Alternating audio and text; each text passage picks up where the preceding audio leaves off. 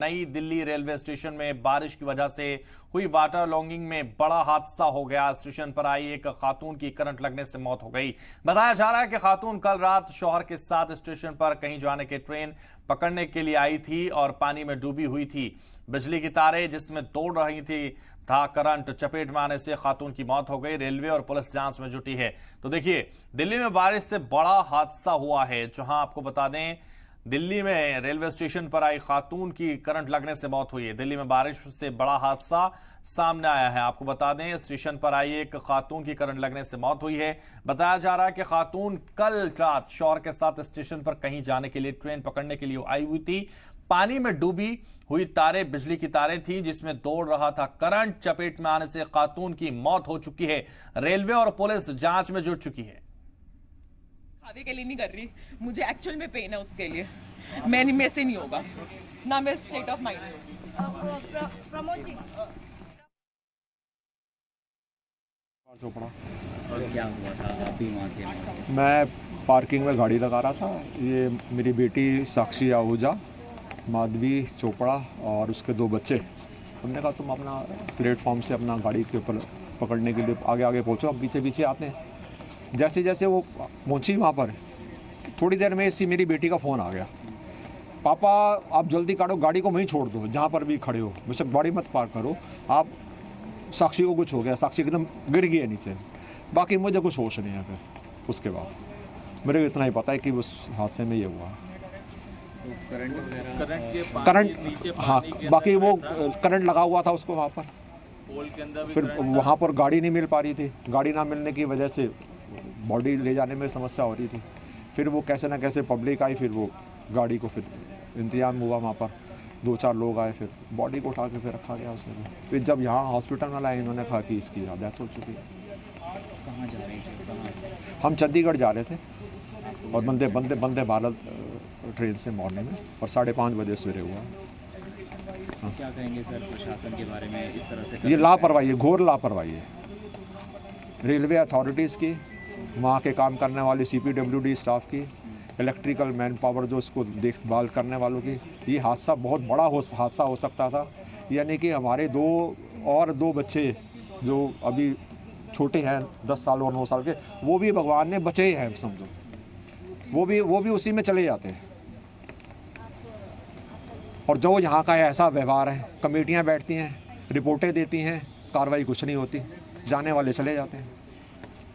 लापरवाहियाँ यहाँ बहुत हैं।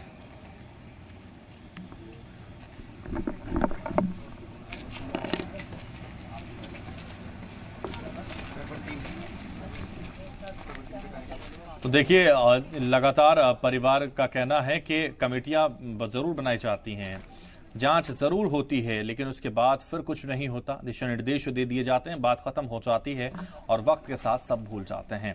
तो ये जो दर्द है, ये जो दुख है एक परिवार का, एक खातून के जाने का, ये वाकई उनके शब्दों से झलक रहा है। और ये दर्द ये सवाल भी खड़े करता है, आखिर कब तक ऐसे मौतें होती रहेंगी? कब तक लोग इन लापरवाहियों से जूझते रहेंगे? जो लापरवाही रेलवे की थी, जो लापरवाही CWC की थी, जो लापरवाही लगातार लाइट डिपार्टमेंट की थी, जो लापरवाही वहां इंतजामियों की थी, वो लापरवाही की भेंट चढ़ गई एक खातून।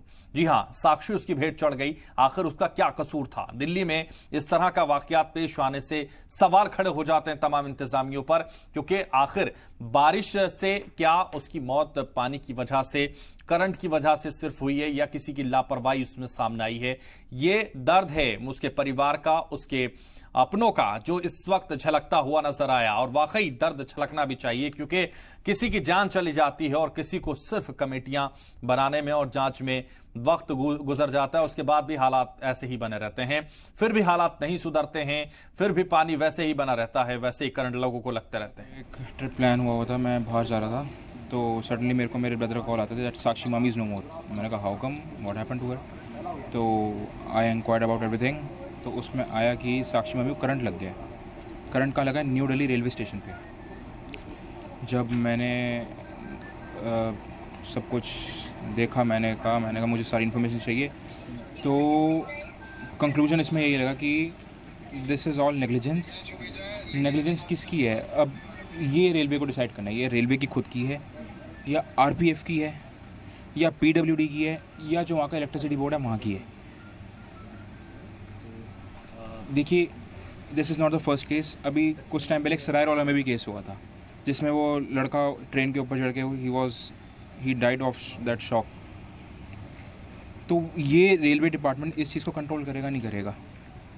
वैसे railway department is the largest department in India to provide jobs, but यहाँ पर तो नेग्लिजेंस चल रही है ना रेलवे की। So what can be done? तो साक्षी जी के साथ और कौन कौन मौजूद था? उनके फादर थे। देखिए, she was going for a family trip. छुट्टियाँ चल रही हैं बच्चों की, वो भी अपना एक ट्रिप प्लान कर रहे थे, बट उनको नहीं पता कि ये ट्रिप ही नहीं हो पाएगा और उनका last tour. And it's very painful. ये उनके हस्बैंड है, मेरे मामा हैं। आप लोग इनसे पूछिए कि इन पे क्या बीत रही है।